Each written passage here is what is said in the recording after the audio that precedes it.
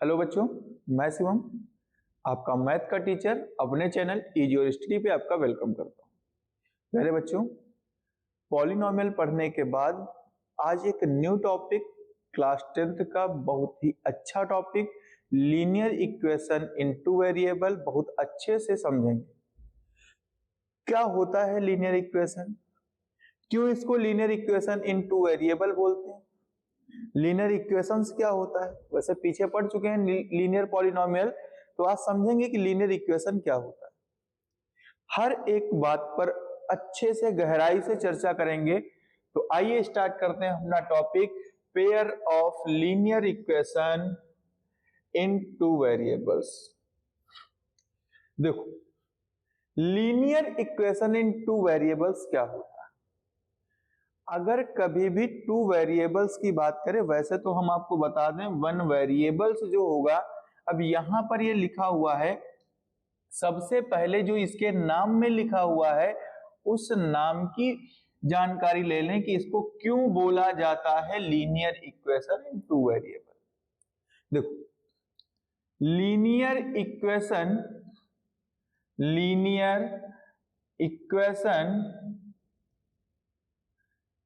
इन two variables,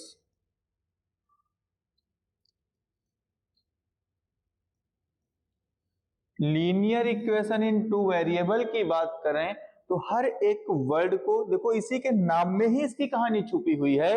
क्यों इसको linear equation in two variable बोलते हैं।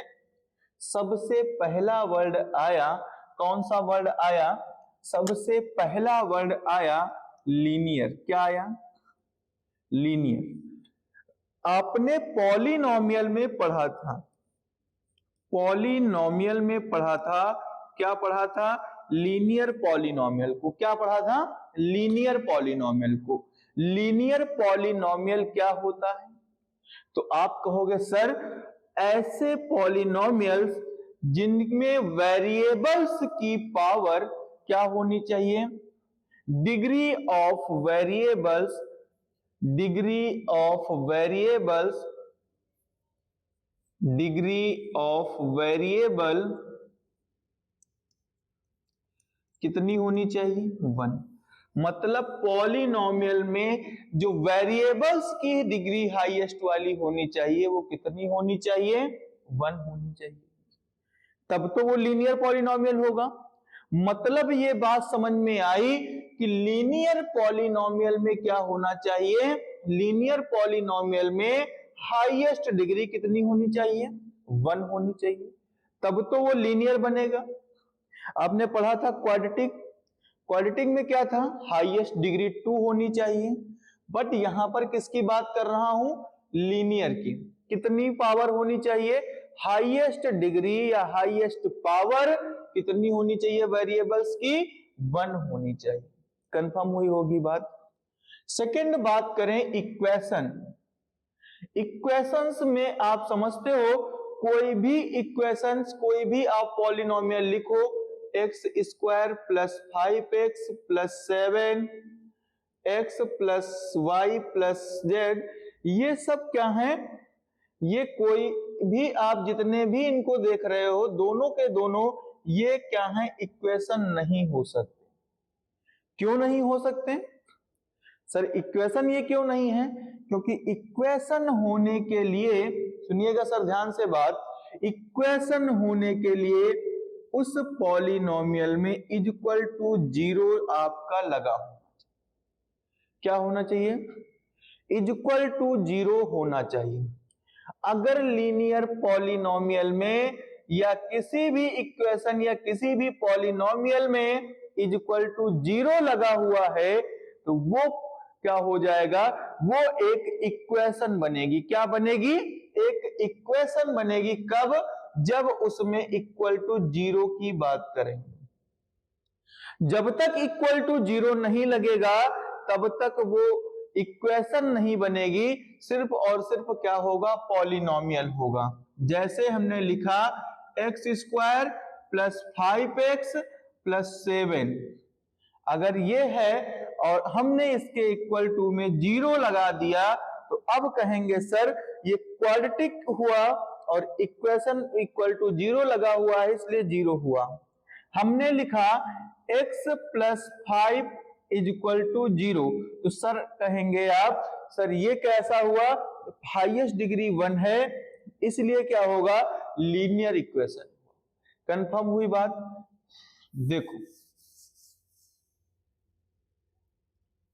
लीनियर इक्वेशन के बाद कह रहा है हमको पढ़ना किस टॉपिक में है, लीनियर इक्वेशन को पढ़ना है कितने वेरिएबल्स में, 2 वेरिएबल्स। हमने बताया था वेरिएबल्स क्या होते हैं। वेरिएबल्स वो होते हैं जिनकी वैल्यू फिक्स नहीं होती है। इनको रिप्रेजेंट करने के लिए हम A to Z कुछ भी ले सकते हैं, पर इन A to Z में कितने वेरिएबल्स लेंगे, ओनली 2 वेरिएबल लेंगे, ओनली 2 वेरिएबल। कितने वेरिएबल, ओनली 2 वेरिएबल्स होने चाहिए। और वो 2 वेरिएबल्स हमारी डेफिनेशन आपको कंफर्म करेगी कि कौन से होंगे। इतनी बात समझ में ही, लीनियर मतलब ऐसे पॉलिनोमियल जिनकी डिग्री हाईएस्ट डिग्री कितनी होगी, 1 होगी। और इक्वेशन मतलब क्या होना चाहिए, इज इक्वल टू में 0 होना चाहिए। और कितने वेरिएबल्स होने चाहिए, कोई भी 2 वेरिएबल्स होने चाहिए। देखो कह रहा है कि an equation of the form of ax plus by, तब इसका जनरल फॉर्म क्या बनेगा, तब इसका जनरल फॉर्म क्या बनेगा। देखो ध्यान से, अगर ये कंडीशन होती है तो जनरल फॉर्म ऑफ किसकी, लीनियर इक्वेशन इन 2 वेरिएबल का क्या होगा, तो general form of linear equation होगा ax square ax plus by plus c और इज इक्वल टू 0। ये होगा इसका जनरल फॉर्म। क्या होगा, ax plus by plus c। अगर आपसे पूछे कि लीनियर इक्वेशन का जनरल फॉर्म क्या होगा, तो आप क्या कहोगे, sir ax plus by plus c is equal to क्या होगा, 0। इसका क्या होगा, जनरल फॉर्म होगा। हमने कहा वेरिएबल्स की चर्चा करते हैं, कौन से होंगे, where ABC are the real number. इस इक्वेशन में आप देख पा रहे हो क्या क्या है, A है, B है और C है। ये A B C सभी के सभी कहां पर बिलोंग करते हैं, रियल नंबर। कौन से नंबर, रियल नंबर में बिलोंग करते हैं। आप बहुत अच्छे से जानते होंगे रियल नंबर और इमेजिनरी नंबर क्या होते हैं। ठीक, रियल नंबर होंगे कौन से नंबर, ए बी सी की जो भी वैल्यू होंगी वो सब कहां पर बिलोंग करेंगे, रियल नंबर में। तो ये ए बी सी तो रियल नंबर हो गए। And a and b are not both zeros. अगली कंडीशन इन्होंने क्या रखा कि जो ए होगा और बी होगा ये दोनों कभी भी एक साथ जीरो नहीं होंगे। क्या कहा हमने कहा कि ए और बी कभी भी एक साथ जीरो नहीं होंगे। सर ऐसा क्यों, क्योंकि अगर ए और बी एक साथ जीरो हो गए तो क्या होगा, इस जनरल फॉर्म में पुट करके देखते हैं। देखो अगर ए और बी एक साथ जीरो हो गए तो जैसे जनरल फॉर्म थी ax plus b y plus c is equal to 0, तो अब x की वैल्यू, a की वैल्यू 0 तो x 0, b की वैल्यू 0 तो y 0 plus c is equal to 0, तो कांस्टेंट बराबर 0 आ जाएगा।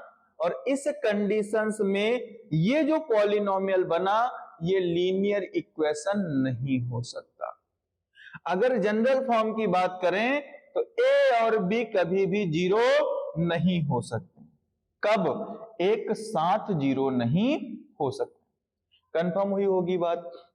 अगले की बात करें, अगर ये सभी कंडीशंस फॉलो करता है, एक इक्वेशन जो ax plus by plus c के फॉर्म में होगी, दूसरा उसमें जो a b c होंगे वो कैसे होंगे, वो रियल नंबर होंगे, और तीसरी कंडीशन क्या है, a और b कभी भी एक साथ जीरो नहीं हो सकते, a और b कभी भी एक साथ जीरो नहीं हो सकते।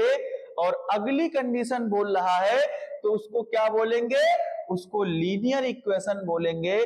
पर एक कंडीशन और है, अभी हमने कहा कि हम समझने जा रहे हैं कि ओनली टू वेरिएबल, कितने वेरिएबल होने चाहिए लीनियर इक्वेशन में, सिर्फ और सिर्फ टू वेरिएबल्स होने चाहिए। और वो लीनियर इक्वेशन कौन से टू वेरिएबल लेना चाहता है, वो टू वेरिएबल्स हैं सबके प्यारे राज दुलारे, x और y। कौन से, x और y दो वेरिएबल्स लिए जाएंगे। कौन कौन से, x और y। किस चैप्टर में, आप लीनियर इक्वेशन में अगर पढ़ने जा रहे हैं और वो टू वेरिएबल्स है तो उसमें टू वेरिएबल मेन आपको कौन कौन से दिखेंगे, x और y। कंफर्म हुआ होगा। एक बार जल्दी से बात करते हैं क्या होता है लीनियर इक्वेशन। लीनियर इक्वेशन जिसका जनरल फॉर्म क्या होगा, इंपॉर्टेंट चीज है जनरल फॉर्म। क्या होगा जनरल फॉर्म, होगा सर, क्या होगा general form, ax plus by plus c is equal to 0। ये इसका जनरल फॉर्म होगा। बिल्कुल सर, समझ में आया, हाँ समझ में आया। क्या समझ में आया कि जो जनरल फॉर्म होगा वो क्या होगा, ax plus by plus c होगा। दूसरी कंडीशन क्या बोल रहा है कि a और b और c तीनों के तीनों कहां से बिलोंग करेंगे, तो सर तीनों के तीनों कहां से बिलोंग करेंगे, तीनों के तीनों बिलोंग करेंगे रियल नंबर से। कहां से बिलोंग करेंगे, ये तीनों के तीनों रियल नंबर होंगे। सर अगली कंडीशन कह रहा है क्या होनी चाहिए, a और b, a and b are not both zeros. दोनों के दोनों कभी भी क्या होंगे, दोनों एक साथ कभी भी जीरो नहीं होंगे। कौन कौन से, a और b कभी भी आपस में एक साथ जीरो नहीं हो सकते। और अंतिम जो मेन बात है, इसके दो पर्सन कौन कौन से होंगे, सबके प्यारे राज दुलारे x और y, दोनों के दोनों वेरिएबल्स इसी में होंगे। कंफर्म हुई होगी बात। अगर लीनियर इक्वेशन में इतनी चीजें दिख जाए, कौन कौन सी, कब की बात कर रहे हैं, टू वेरिएबल्स की, सिंगल वेरिएबल नहीं, one variable, two variable. General form ax plus by plus c होना चाहिए, जो कि a b c कहां से बिलोंग करेंगे, वो रियल नंबर होंगे। a और b कभी भी एक साथ जीरो नहीं हो सकते। और लीनियर इक्वेशन में अगर किसी वेरिएबल्स का यूज किया जाएगा तो वो सिर्फ और सिर्फ दो वेरिएबल होंगे, और वो वेरिएबल कौन से होंगे, वो वेरिएबल x और y होंगे। कंफर्म हुई होगी बात। देखो अगली पर बात करते हैं, क्या होगा अगर बात करें कि इनको पेयर ऑफ लीनियर इक्वेशन क्यों बोलते हैं। पेयर कब बनते हैं, जब एक से ज्यादा लोग मिलते हैं तभी तो पेयर बनेंगे। पेयर बनेंगे जब दो लोग होंगे, अकेला आदमी पेयर थोड़े नहीं बना सकता। पेयर कब बनेंगे, जब दो लोग होंगे, मतलब एक से ज्यादा होगा तभी तो पेयर बनेंगे। अब हम अकेले पेयर बना लें, ऐसा पॉसिबल नहीं। पेयर कब बनेगा, जब एक साथ में और होगा। तो कैसे, पेयर ऑफ लीनियर इक्वेशन की बात करें तो क्या होगा पेयर ऑफ लीनियर इक्वेशन, देखो कह रहे हैं कि these two lines linear equation in the same two variables, उनके सेम टू वेरिएबल्स होने चाहिए, अलग अलग नहीं। अब हमारे जैसा है तो कैसा, दूसरा भी हमारे जैसा ही होना चाहिए, तभी तो अच्छी दोस्ती होगी। अब ऐसा नहीं कि एक गंवार और एक पढ़ा लिखा दोनों में दोस्ती हो जाए, दोनों मिलकर पेयर बना लें, इट इज नॉट पॉसिबल। जब सेम विचार मिलेंगे, सेम पेयर बनेंगे, सेम लक्षण दिखेंगे, तभी तो एक दूसरे से दोस्ती होगी, तभी बढ़िया रहेगा, तभी विचार मिलेंगे आपस में। तो क्या कह रहा है लीनियर इक्वेशन में, these two lines equation, linear equation क्या होना चाहिए, in the same of two variables, उनके सेम वेरिएबल्स होने चाहिए। अभी हमने बताया लीनियर इक्वेशन में कौन से वेरिएबल्स हम लेंगे, दो वेरिएबल्स लेंगे, कौन कौन से, एक x और दूसरे y। Equations like this are called a pair of linear equation. यहां से कुछ समझ में नहीं आया होगा, अब हमारी बात सुनो। हमने कहा कि एक हमने लिया जिसका general form ax plus by plus c is equal to 0 था।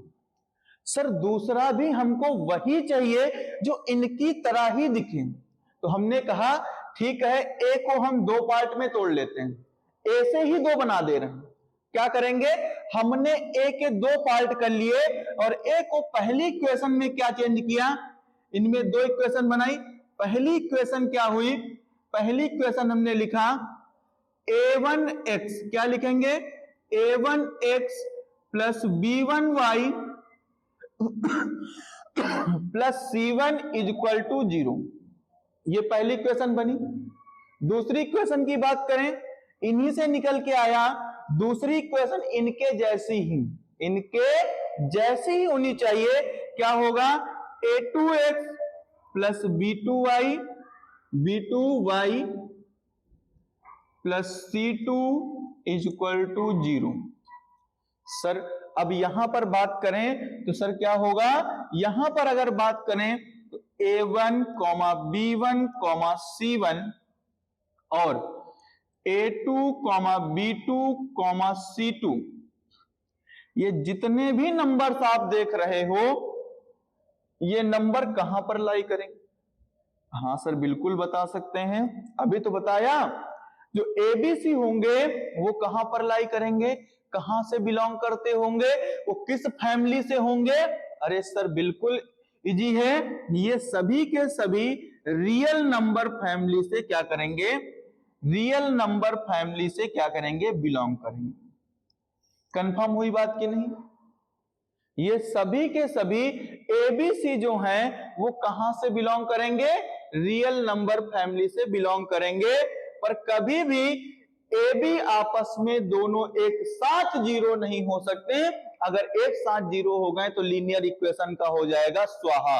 क्या होगा, स्वाहा, क्योंकि उसमें जब दोनों वेरिएबल जीरो तो दोनों वेरिएबल जीरो तो सिर्फ बचा कांस्टेंट, और कांस्टेंट को हम सिर्फ नहीं बोल सकते हैं क्योंकि हमने बताया था अगर 5 लिखा है तो 5 बेस ऑन डिग्री पर क्या होता है, 5 बेस ऑन डिग्री पर जीरो पॉलिनोमियल होता है, क्योंकि 5 के साथ मल्टीप्लाई में क्या होता है, 5 के साथ मल्टीप्लाई में 1 होता है और 1 को लिखते हैं x की पावर 0। क्या लिखते हैं, x की पावर 0। कंफर्म हुई होगी बात।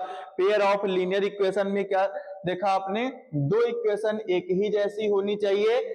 पहली इक्वेशन क्या लिखेंगे, अगर एक जैसी ही बतानी है तो पहली इक्वेशन होनी चाहिए a1x b1y प्लस c1। देखो शकल मिल रही है सबकी, a2x b2y और c2। वेरिएबल चेंज है, नहीं चेंज है। यहां पर वेरिएबल चेंज है, नहीं चेंज है। कांस्टेंट के प्लेस पर ही कांस्टेंट लिखा है, सब कुछ एक जैसा है, सारे लक्षण एक जैसे मिल रहे हैं। अब दो इक्वेशंस हो गई एक जैसी, तो ये आपस में क्या मिलके बनाएंगी, ये आपस में मिलके बनाएंगी पेयर। और जब दो लोगों का पेयर मिलता है तो उसको क्या बनते हैं, बोलते हैं, क्या बोलते हैं, छोड़ो। जब दो इक्वेशन का पेयर आपस में बनता है तो उसको क्या बोलते हैं, linear equation in two variable. क्या बोलते हैं, linear equation in two variable. Confirm हुई बात। आगे बढ़ते हैं, आगे बढ़ते हैं। देखो क्या होगा, कह रहा कि अगर लीनियर इक्वेशन आपके पास दी जाती है, अगर लीनियर इक्वेशन आपको दी जाती हैं तो सबसे पहले जो पेयर की बात की है उस पे थोड़ी सी चर्चा करते हैं।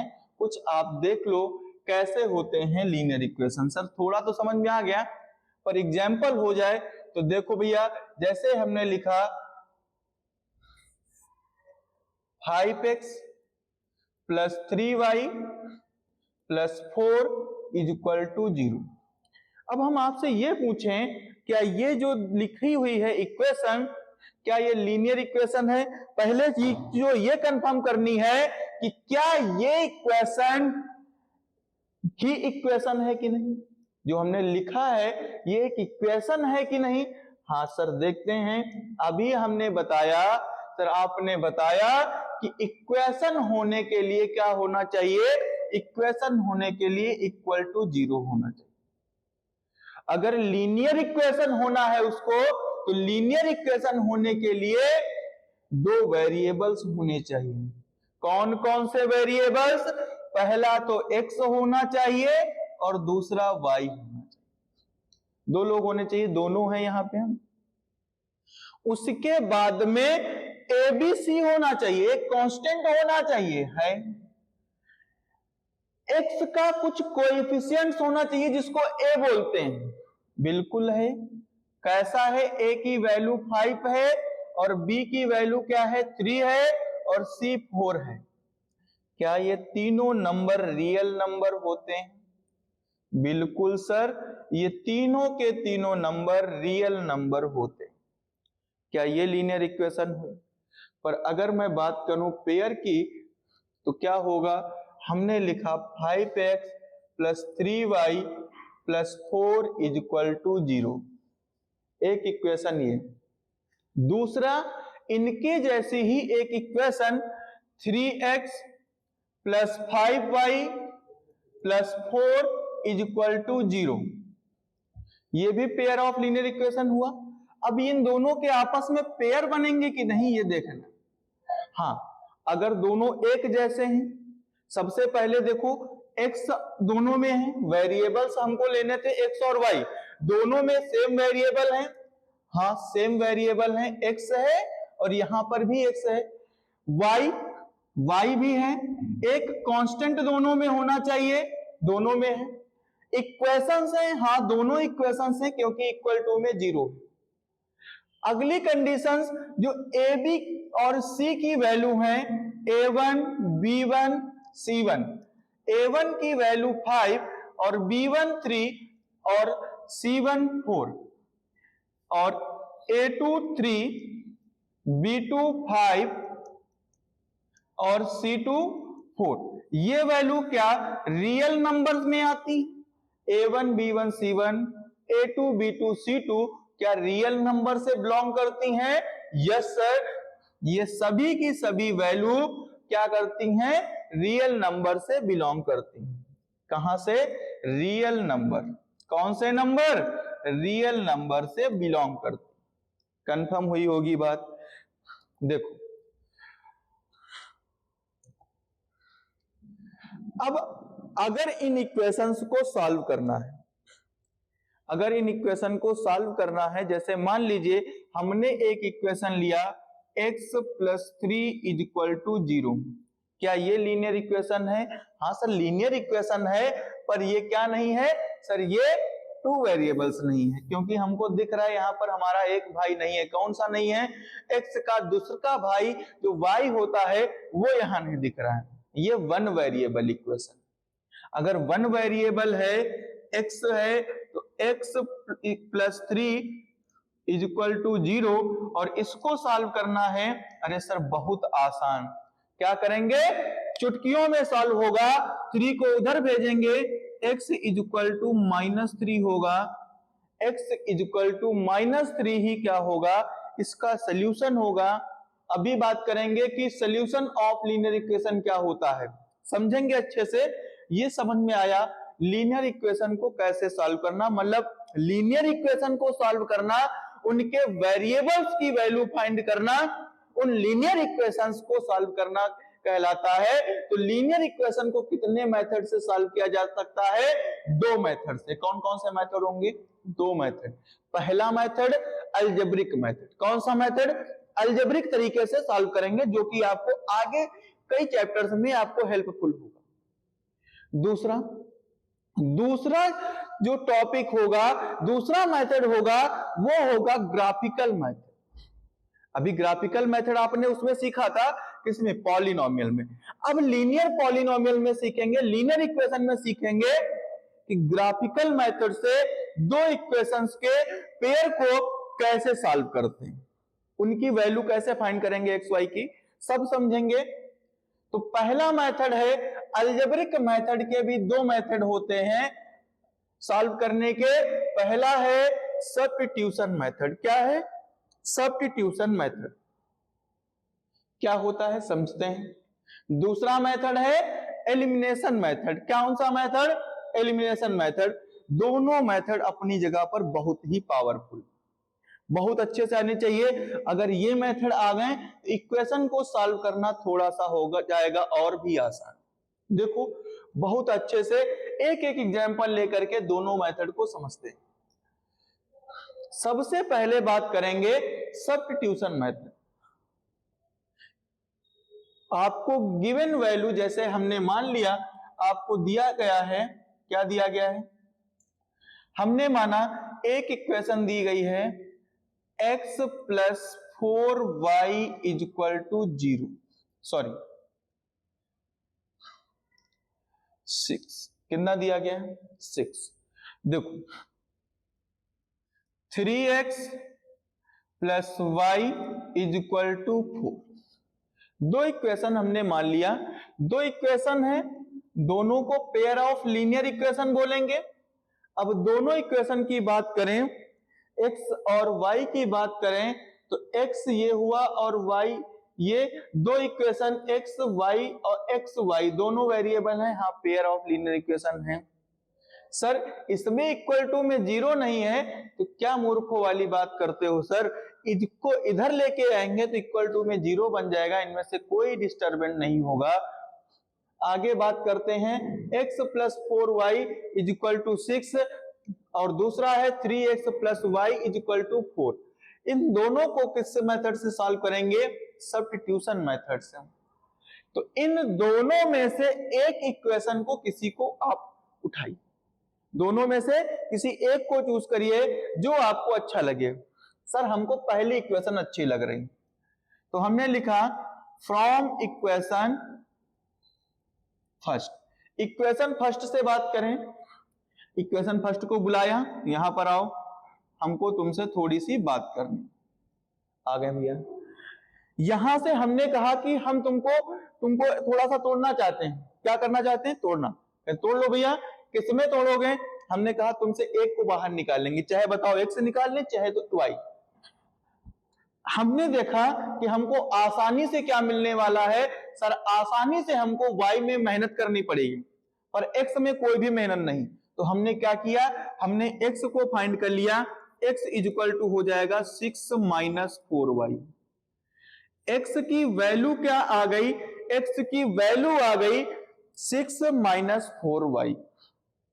जैसे ही x की वैल्यू आई तो हमने कहा अब फिर से हम थोड़ा सा चेंज करते हैं। हमने कहा अब क्या करेंगे, अब जो भी x की वैल्यू आई है इसको ट्रांसफर करेंगे सेकेंड इक्वेशन के बाद। कहां पर? सेकेंड के पास। तो हमने लिखा put x in equation second. ध्यान रखिएगा जिस इक्वेशन से हमने वैल्यू फाइंड की है वो वैल्यू दोबारा से उसी इक्वेशन में पुट नहीं करना होगा। अगर इस इक्वेशन से वैल्यू फाइंड की है तो इसमें पुट करेंगे, अगर इससे फाइंड की है तो इसमें पुट करेंगे। बोलो कंफर्म हुआ? हमने इस इक्वेशन से फर्स्ट को लिया है इसलिए सेकंड में पुट करेंगे, अगर सेकंड लिया होता तो फर्स्ट में पुट करते हैं। कंफर्म हुई होगी बात? थोड़ा सा समझिएगा क्या होगा। x is equal to 6 minus 4y क्या हो जाएगा? जहां जहां इक्वेशन सेकंड में x है पहले इक्वेशन सेकंड लिखते हैं। 3x plus y is equal to 4। 3 ऐसे लिखा, x की वैल्यू को पुट करना है। x की वैल्यू i क्या है? 6 minus 4y। 6 minus 4y is equal to 4। क्या लिखेंगे? 6x plus y is equal to 4, इतना लिखा। अब 3 का अंदर मल्टीप्लाई तो 6 3 जा 18 minus 12y plus y is equal to 4। क्या होगा? इनको इधर ले जाएं, इनको इधर ले जाएं तो माइनस 12 में अगर y माइनस इधर बचा minus 12y plus y is equal to 4 minus 18 क्या हो जाएगा? देखो ये बचा माइनस का 11y, ये बचा माइनस का 11y is equal to minus का, ये भी तो माइनस का बचेगा, कितना बचेगा? 14। कितना बचेगा? 14। देखो y इज इक्वल टू हो गया माइनस 14 अपान माइनस 11, माइनस से माइनस हटा, y is equal to 14 upon 11, y is equal to 14 upon 11। जो y की वैल्यू आई है उसको कहां पुट करेंगे? उस वैल्यू को यहां पर पुट करते हैं, उस वैल्यू को यहां पर पुट करेंगे। Put off the value, put y को पुट करें कहां पर? या तो किसी इक्वेशन में पुट करिए या तो यहां पर पुट करिए।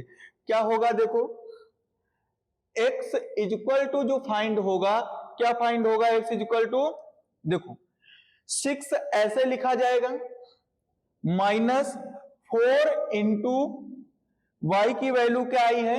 14 upon 11। x is equal to यहां पर 1 मान के एलसीएम लेंगे, 11 आया, 11 6 जा 66 और ये हो जाएगा 56, 14 4 जा 56। देखो कितना हुआ? x इज इक्वल टू 0 बचा ये और ये बचा 1, तो 10 अपान 11, x की वैल्यू क्या आ गई? Sorry 10 upon 11। x और y की वैल्यू आपके पास आ चुकी हैं। आइए सर देखते हैं क्या ये जो हमने फाइंड किया है ये हमारे आंसर्स करेक्ट हैं। आइए एक बार चेक करते हैं। इन दोनों को उठा करके हमको पुट करना है, x और y की वैल्यू को इक्वेशन फर्स्ट में रखते हैं।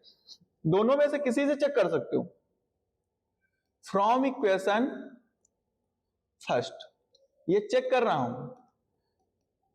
देखो क्या हमारे आंसर सही है? करना वहीं तक है, बस एक बार चेक कर रहे हैं। देखो कैसे चेक करेंगे, अपना आंसर खुद चेक कर सकते हो। क्या करेंगे? x plus 4y is equal to 6। x की वैल्यू कितनी आई है?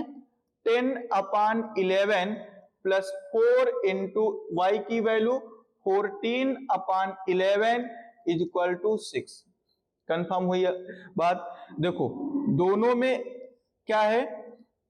11, दोनों के डिनोमिनेटर सेम है तो एलसीएम कितना मिलेगा? 11। अब ऊपर यहां पर बचा 10 और ये 14 4 जा 56 इज इक्वल टू 6, ये हो गया 66 अपान में 11 इज इक्वल टू 6, 11 6 जा 66, 6 इज इक्वल टू 6। क्या हो गया? दोनों इक्वल आ गए, मतलब LHS is equal to RHS। अगर आ गया RHS करेक्ट हुआ तो ये क्या होंगी?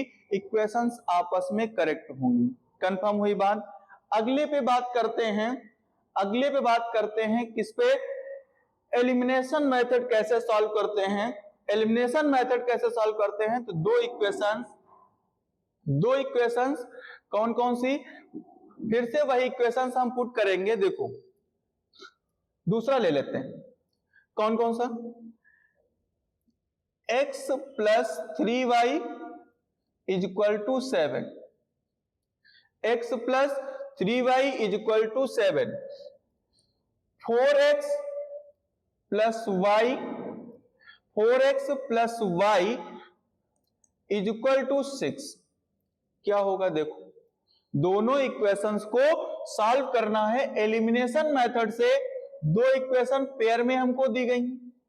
सबसे पहले क्या करना है? अगर एलिमिनेशन मेथड का यूज करना है तो एक वैल्यू को एलिमिनेट करेंगे। एलिमिनेट मतलब अपने दिमाग में बसाओ कि एक वैल्यू को यहां से हटाना है, सबट्रैक्ट करना है, पूरी तरह से जीरो बनाना है। चाहे x वेरिएबल की वैल्यू को जीरो बना लें या y वेरिएबल की वैल्यू जो होगी उसको जीरो बना लें। दोनों में से किसी एक को क्या करना है? जीरो के इक्वल करना है। हमने कहा ठीक है, पहला x ही अच्छा लग रहा है, x को जीरो कर लेते हैं। अब ध्यान से देखना है, क्या दोनों इक्वेशन में जीरो तो तभी बनेगा जब दोनों में बराबर होंगे। क्या x की जो कोएफिशिएंट्स हैं वो दोनों इक्वेशंस में आपस में इक्वल हैं? आप कहोगे नहीं सर दोनों में तो इक्वल नहीं है, तो क्या करेंगे, सबसे पहले इक्वल करना होगा। क्या करेंगे, सबसे पहले इस इक्वेशन में 4 का मल्टीप्लाई करेंगे तभी तो इक्वल होगा। क्या करेंगे, मल्टीप्लाई 4